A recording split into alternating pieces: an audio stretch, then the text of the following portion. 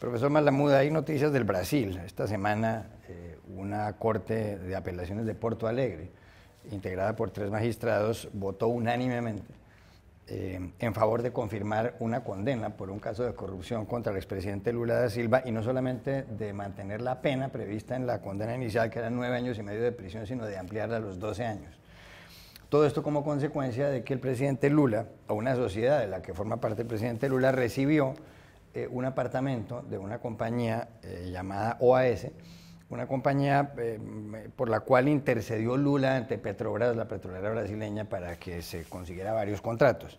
Justamente aquí está el titular del diario El País de Madrid, hoy viernes, que dice: un juez impide a Lula salir de Brasil para asistir a una cumbre sobre el hambre, pero ya había manifestado el periódico también lo que ha pasado con este caso de Lula da Silva. La revista The Economist hoy viernes trae un artículo de Michael Reed, editor senior de esa publicación, que escribe con el seudónimo de Bello, que también hace algunas referencias al caso de Lula. Pero trae un artículo del Economist que dice que Lula políticamente no está muerto.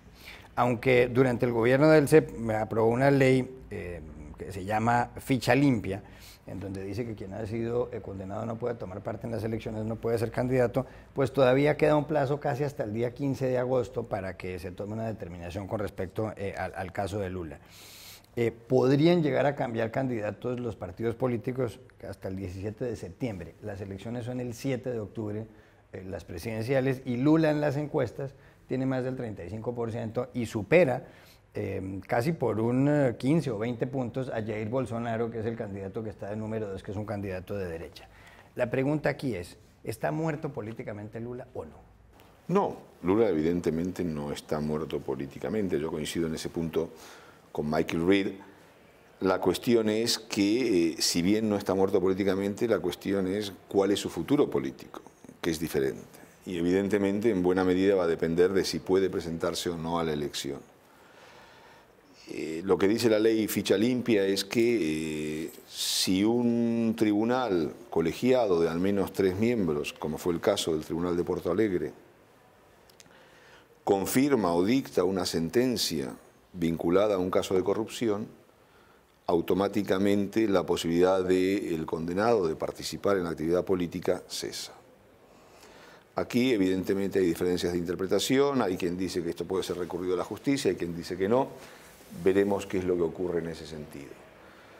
De todas maneras, lo que sí me parece grave es el argumento utilizado tanto por Lula como por Dilma Rousseff en una entrevista concedida a medios internacionales, como por su propio partido, de que esto es una cacería política, un acoso político contra Lula por el hecho de haber sacado a mucha gente de la pobreza en Brasil. Y diciendo: bueno, yo no tengo nada que ver con la corrupción. Los datos del caso Mensalao, que fueron juzgados en su día, aunque se exoneró a Lula de toda responsabilidad, están ahí. Y si él no tuvo que ver, sí la toleró al menos. Pero lo que me parece más grave es que la primera responsabilidad, la gran responsabilidad de lo ocurrido con Odebrecht en toda América Latina es del propio Lula. Quien presentó y llevó de la mano a Marcelo Odebrecht por toda la región, introduciéndolo a los presidentes, a los ministros y demás, fue Lula. Entonces, que se diga ahora que está ajeno a la corrupción me parece muy grave. Y es verdad que Lula encabeza todas las encuestas, sus posibilidades de ser el nuevo presidente de Brasil, en caso de que finalmente se pueda presentar a la elección, son elevadas, pero al mismo tiempo lo que hay que señalar es que tiene un elevado rechazo, un rechazo de más del 40%, y lo que dicen los entendidos en técnicas electorales es que si el rechazo se va acercando al 50%, se atraviesa una línea roja donde es imposible ganar una elección, por más que tenga un fuerte respaldo popular. ¿Qué quiere decir este alto rechazo? Que si bien Lula da Silva tiene un apoyo popular muy fuerte, que su piso electoral es muy firme, también hay una gran masa de la población, y se vio en las calles de Brasil el mismo día de la sentencia, que lo rechaza. Es decir, y aquí veremos a ver qué es lo que ocurre en la próxima elección. Temer en Davos se mostraba muy optimista sobre el futuro de Brasil postelectoral. Yo tengo alguna reserva más que temer, pero lo cierto es que todavía no están decididas las candidaturas. Entonces, Jair Bolsonaro, por ejemplo, que ha hecho de la lucha contra la corrupción y de la mano firme contra el delito uno de sus principales caballos de batalla, se ha encontrado con que recientemente ha habido una denuncia contra él por malversación de fondos públicos destinados a ayudas para que los parlamentarios pudieran comprar viviendas y que él se benefició de la misma. Entonces, quien hace de la corrupción su principal caballo de guerra, resulta que también es acusado de corrupción.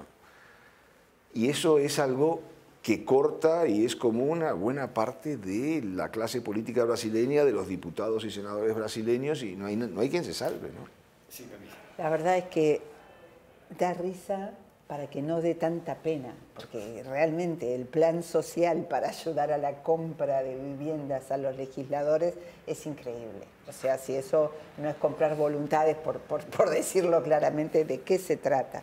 Da pena, o sea, es increíble la cantidad de tiempo que llevamos hablando de corrupción en Brasil y no se termina con este fango, ¿no? Dicho esto, la nube de sospecha está demasiado extendida en esa enorme potencia latinoamericana que es Brasil. Esto genera mucha incertidumbre. Dicho esto, 2 o 3 pinceladas. Obviamente que Lula y Dilma Rousseff atrás se presentan como perseguidos políticos. Para mí la clave de lo que va a pasar, las elecciones son en octubre, hay plazos obviamente para las candidaturas, pero hay mucho por andar. Yo creo que la clave de lo que ocurra va a estar en lo que decida el Partido de los Trabajadores, y me parece que el Partido de los Trabajadores en este momento no ve otro candidato que Lula, así que lo van a defender a rajatabla.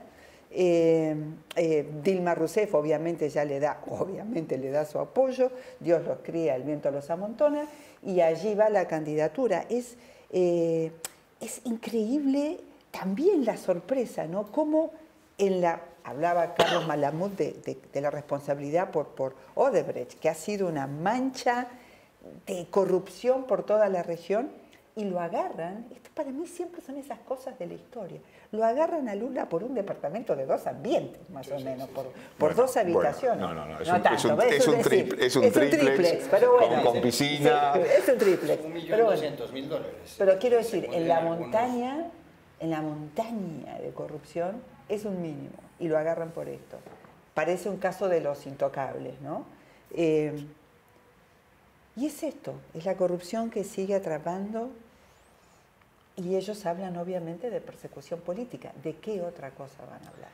De todas maneras, lo preocupante, cuando decía Silvia Pisani que Lula es el candidato del PT, y esto es similar a lo que ocurre en el PT como en otros partidos, movimientos que han estado gobernando en América Latina en los últimos tiempos y que se han construido en torno a la figura de un líder o de un gran caudillo, es la falta de renovación de las élites partidarias, de las élites que forman parte de ese partido, de ese movimiento. En el caso del PT, las 2 o 3 personas que podrían reemplazar como candidato a Lula también están implicados en casos de corrupción.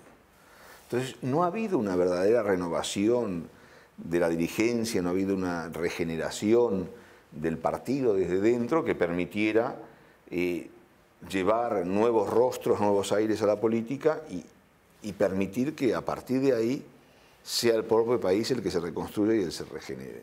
Y lo mismo que está pasando en el PT está pasando en el resto de los partidos brasileños. Y eso es lo preocupante, no para el próximo octubre, sino para los años venideros.